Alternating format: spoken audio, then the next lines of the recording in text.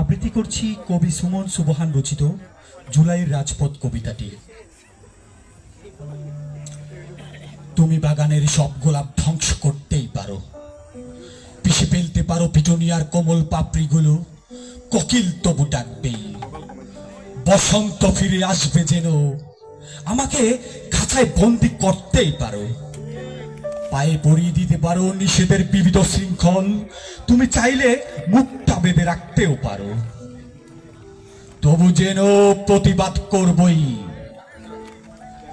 চাইলে ইনকুইজিশন অন্ধ করে দিতে পারো, কেড়ে নিতে পারো বেঁচে থাকার ন্যূনতম অধিকার।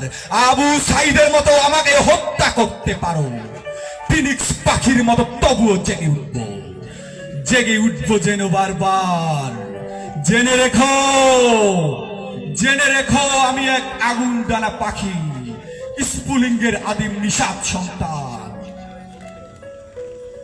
ডিজিটাল নিরাপত্তা আইনে ভাষা কেড়ে নিয়েছো, সম্ভ্রম কেড়ে নিয়েছো, ভন্ডের কেড়ে নিয়েছো ভোট ও ভাতের অধিকার।